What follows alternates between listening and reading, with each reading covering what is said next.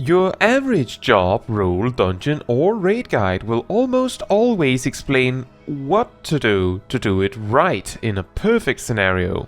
It is less common for such a guide to talk about what to do when things go wrong. How do you actually deal with making a mistake, whether it is rotation related, role related or even boss related? In this guide, I want to go over some somewhat common things that can go wrong and what you can do about it. Take note that the primary reason why guides tend to focus on perfection is because accounting for every possible mistake can be outright impossible due to the sheer quantity of possible things that could happen. This is also why I will try to keep it more general so that you can apply these tips to the situation you are in. Additionally, as harder content like Extremes, Savage and Ultimate tend to be less lenient on mistakes, it is a lot less likely that you will have the opportunity to use this advice in such content anyway, although the general understanding of these tips can still be helpful. The first one I will refer to as vulnerability build-up, however, in some encounters it is something else that builds up. Damage down, maybe? What really matters is that it can be a debuff that gradually increases the likelihood that you will die, or alternatively, sometimes a debuff that just makes you do no damage or barely any. This one, I feel, tends to come up from two vastly different reasons. The first reason is greed, which I'm not saying is wrong, but I'm saying that you can maybe greed too much. The second reason is being unacquainted with the encounter and focusing too much on your attack rotation despite that. The solution I would suggest to this mistake depends a bit on how you ended up in this mess. If the reason that you have this vulnerability build-up is greed, then the obvious recommendation, which I'm sure most of you will realize too, is to greed a bit less. In fact, if you get too high on vulnerability build-up, it might be a good idea to move early for mechanics for a bit to make sure your stacks reset. Do feel free to continue your rotation beyond this though, but I do recommend sacrificing a few GZDs if that's what it takes. If, on the other hand, you're getting hit a lot because you're not well acquainted with the fight in general and simultaneously focusing a bit too hard on your rotation, I would recommend an even harsher solution. Stop focusing on your rotation for a bit, maybe stop altogether, and focus on the boss. I know this can be jarring, and in some cases might feel like letting your group down. You can always just do a simpler attack rotation while figuring it out, so you don't completely zero out on damage. The important part in this case is either to focus on the boss until you get the mechanic, or at the very least until your vulnerability build-up resets, so you are in a safe position again. I am confident that your healers will thank you for it. The second thing is being completely out of position. Whether this is being somewhere you really shouldn't be in a boss fight, or just being over in Narnia for whatever reason, leading to you not receiving heals. What can you do about such a mistake? Let's start with the easier one. If you find yourself over in Narnia, maybe you see Aslan pass by, and you miss the heals from the healer, more common with ranged DPS jobs of course, whether a bard or a mage doesn't matter. The best options you have here is moving in closer to your group when you need healing. In fact, if you have any self-healing, it is usually not a bad idea to use some of it to compensate for missing the healing from the healer. Mages tend to have less of this though. The important part is if you don't get hit by that Medica too, that's your signal to come closer. This kind of problem is a lot more rare with tanks, melee and healers, simply because tanks and melee tend to hang out near the boss anyway, and healers tend to fluctuate around the center of the group as possible, and they're also the one doing the healing in the first place. If the problem is instead that you suddenly find yourself woefully out of position, this is often caused by missing a tell from the boss that you should have reacted to. In harder content, you're probably dead at that point. However, in more casual content like normal trials, raids and dungeons, you can sometimes save it. To do this, focus on actually minimizing the damage of the mistake itself, rather than trying to do the mechanic right anyway, even though there's no chance you're making it. To give a somewhat specific example of what I mean by this, take a look at Amber Jam in Alzadal's Legacy. It has this mechanic with the tentacles in the arena that people have a tendency to get wrong. If you move too late or you guess wrong on where the tentacles are going, you can find yourself in a position where you will get hit by both of the AoEs. This might not kill you, assuming you haven't messed this up already before and accumulated vulnerability stacks. However, if you focus on trying to get to the safe spot when the AoEs appear, you are more likely to get hit by both of them. If you instead go all in on standing closer to one of the tentacle AoEs, you can minimize the fallout of the mistake itself by only getting hit by one of the AoEs. This can be expanded to many other kinds of mechanics. For example, spinning AoEs, where you can find yourself caught in it. It might be easier to run against and through it than try to run from it to actually find a safe spot to survive the rest of it. Given the sheer quantity of different shapes and sizes of mechanics, I can obviously not go over every single one, but I hope this general idea of minimizing the mistake rather than trying and failing to do it right too late might help you. The third thing is about cooldown drifting. This can happen in any content really, and how impactful it is can vary from job to job. Some jobs a lot of players find less enjoyable in dungeons simply because of the greater risk of cooldown drifting. For those uncertain what this is, given that most cooldowns align in some way, 30-second cooldowns, 60-second cooldowns, 2-minute cooldowns, and so on, most of them fit together and will align in a certain way at certain points. But if you miss the timing on something, it will come up later when compared to your other cooldowns. This is what drifting is. If you are a Dragoon and you use all of your cooldowns in the first fight, but then jump becomes ready during the run to the next pack, then it can cause your Life of the Dragon buff to misalign with Lance Charge and by extension Dragon Sight and Battle Litany. This can expand to most jobs that have buffs especially, but jobs that don't mostly worry about this in regards to 2-minute bursts, meaning other players' cooldowns, which makes it a bit less important in casual play. However, what really matters is what you do about it. The general consensus is that using your cooldowns on cooldown is almost always the most important thing. There are exceptions, so instead of me just vaguely waving at you and going, "Just use them on cooldown," let me give you an example of when not using it on cooldown could be better.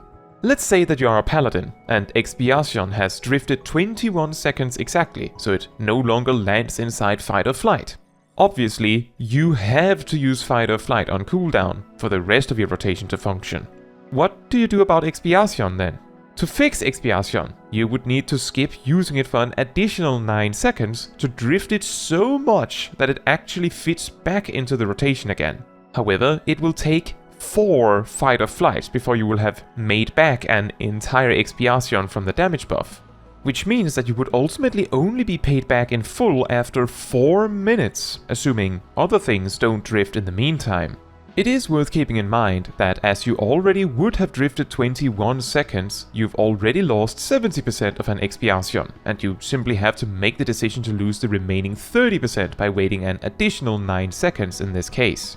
As you are only risking 30% of an Expiation by this logic, you would actually be paid back after the second fight or flight, meaning only 2 minutes. This is, just to be clear, an example where it is more common for it to be worth it to wait, simply due to Expiation's rather short cooldown. With jobs with longer cooldowns and less impactful buffs, this might not be so clear-cut. This is the reason why we generally accept that using your cooldowns on cooldown is the best solution to this mistake, because you typically don't have the time to calculate whether it is actually beneficial to wait in the moment. For the fourth thing, this is even more specific and is about messing up your opener, or even worse, completely forgetting your opener. This is of course not applicable to everyone, just like the drifting thing probably wasn't. However, one of the biggest selling points of a proper opener is that it both maximizes your damage output right at the start of a fight, but it also is intended to set up your cooldowns for the rest of the fight. Sometimes the opener is designed to even accommodate certain options you only have in the 2-minute burst later down the line, leaving holes in the opener intentionally to fit these. If you then mess up your opener, or worse, have forgotten it completely, this can cause a lot of trouble, especially if you specifically remember how to play around the setup enforced by the opener. To give a quick demonstration of how such an opener can set up your rotation later down the line, Machinist is a great example. The Delayed Tools opener, don't worry about it, specifically uses drill on the second GZD and not the first. Given the timing of that drill, it is unlikely to benefit from most raid buffs anyway. But by delaying it to the second GZD instead of leading with it, and then using 4 more GZDs followed by a hypercharge window, there is exactly enough time to finish the hypercharge window, then drill is ready again. This also means in the 2-minute burst that an additional hypercharge window can be performed immediately after drill. This is specifically set up by using drill, air anchor and chainsaw in this specific way. Of course, you can also use them in different ways, but this is how an opener can color how the rest of your rotation ends up playing. So what do you do when your opener's messed up? The best you can do is try to freestyle it. Make the most of what you have. Trying to force the 2-minute burst to be right is going to force you to sit on a lot of buttons ready and essentially drifting to realign. If your opener got messed up, it is simply more likely that you will lose more than you will gain by trying to force it back into shape. Of course, if this is a harder encounter like a savage fight, this might not be your best performance, but in these situations, it might be a good idea to have at least a general understanding of how your opener works, or how your job works at least, so you are in a decent position to freestyle it. Stick to the fundamentals of your job, use your cooldowns on cooldown, and make the most of it. Consider reviewing your opener if you are interested in improving on that, which could be entirely optional depending on what kind of content you do and what difficulty or performance level you expect. And finally, for the 5th thing, getting aggro when you really shouldn't. For DPS and healers, this is more common in dungeons, and if this does happen in dungeons, the best you can do here is, very simply, move to the tank. Stand on the tank, or even run just ahead of the tank so the mobs naturally clump into the tank. That's the primary thing to focus on. If your job has it, consider using defensive cooldowns as well. For example, if you have arm's length, the tank might appreciate that the mobs you brought them are attacking a bit slower. It's free. Some jobs, like Reaper, could even use Arcane Crest to flip this issue into free healing, which might even mean it wasn't a mistake. These tips also apply if you get aggro you shouldn't have and there is no tank to deliver it to, because they're dead, for example. Use your defensive options, depending on context. Remember that running away will slow the attacks you're receiving because the enemies now have to chase you. If instead you are in a trial or raid situation and you are a tank, and again, you're not supposed to be tanking right now. There can be several reasons for that, but you have a few options to deal with it. 1. Use Shirk on the tank that should be tanking. Doesn't work in Alliance raid. 2. Turn off your tank stance. That way the other tank has an easier time catching up. 3. If it is particularly crucial that you are not tanking, you might want to stop using actions altogether to completely nullify all enmity generation. If none of these things work, and there is a particularly good reason why you shouldn't be tanking, then it might be high time to consider an invulnerability or a bunch of defensive cooldowns to survive it. Worst case, maybe using human words such as "please use provoke" can also save your skin, whether you are a tank, healer or DPS. Sometimes the second tank doesn't even realize that the first tank is dead and the rest of the group is panicking. Now, there are many ways you can end up in an awkward spot in Final Fantasy XIV, and I could go on and on about dealing with individual examples of mistakes. However, if you have a specific example of a tip for dealing with mistakes that you'd like to share, I would love to hear about it in the comments. Now, that is all for this video. Thank you so much for watching. If you would like to support me and my channel more directly, you can become a member like these wonderful people here. You can also, alternatively, support me through Ko-Fi.